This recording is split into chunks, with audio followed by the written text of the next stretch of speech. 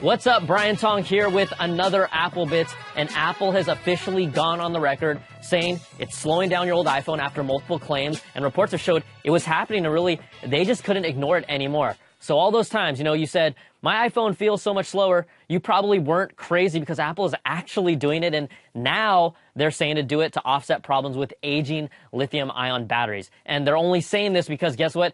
They got caught doing it. And this is really a big deal. So let's just talk about the battery first.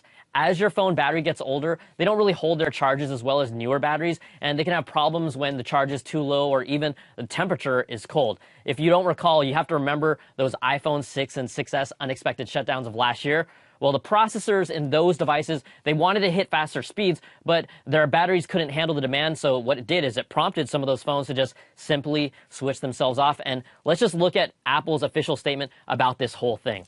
All right, our goal is to deliver the best experience for customers, which includes overall performance and prolonging the life of their devices. Lithium-ion batteries become less capable of supplying peak current demands when in cold conditions, have a low battery charge, or as they age over time, which can result in the device unexpectedly shutting down to protect its electric components.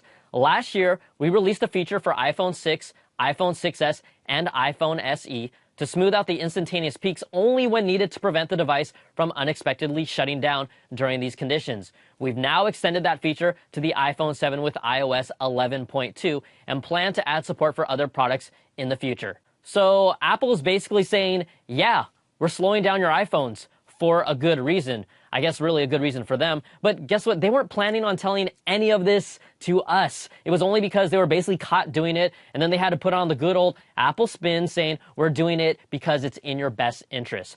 And if we rewind back, this is really where it all started in a Reddit post where a user found performance of his iPhone 6S, saw that it was slowing down, and then significantly improved after he replaced its battery. Then the big guns, Primate Labs, they came in to investigate this further using their popular Geekbench 4 benchmark tests to measure the performance of an iPhone 6S and iPhone 7, and their findings really showed, with the software updates to older phones, that performance clearly showed a wider distribution of lower performance scores after the updates. And you know what? This won't really affect the iPhone 7 as much because of the architecture of the A10 chip. It has low power and high power cores and really uses the low power cores about 90% of the time. Now, it was only after these results when Apple finally stepped in to admit that, yes, they are slowing down older iPhones, but you know this. You know Apple would not have said a thing until these Geekbench scores were actually released to the public and this information was out for everyone. Now, let's even go back to those iPhone 6 and 6S random shutdowns from earlier this year that are still actually happening to some users today. Apple released iOS 10.2.1 with better power management, and this was their statement back in February of this year. With iOS 10.2.1, Apple made improvements to reduce occurrences of unexpected shutdowns that a small number of users were experiencing with their iPhone. iOS 10.2.1 already has over 50% of active iOS devices upgraded, and the diagnostic data we've received from upgraders shows that for this small percentage of users experiencing the issue, we're seeing a more than 80% reduction in iPhone 6S and over 70% reduction on iPhone 6 of devices unexpectedly shutting down. Now, again, Apple said it was only happening to a small number and small percentage of iPhones. So if it's happening to a small group of users, why roll out this new software feature to throttle down performance for all iPhones without saying anything about it until now? See, this is, to me, really a lose-lose for Apple either way, and it's also a lose-lose for us. Like, do you want to have your older iPhone randomly shut down on you, or would you rather have a phone with prolonged battery life while slowing it down?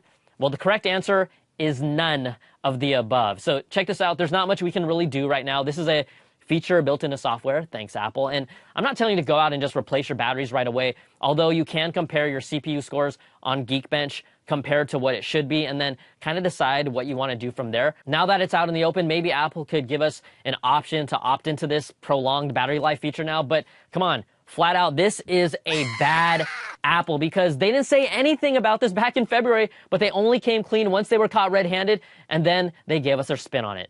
So check this out. Let us know how you guys and gals all feel about this in the comments. Did Apple do the right thing?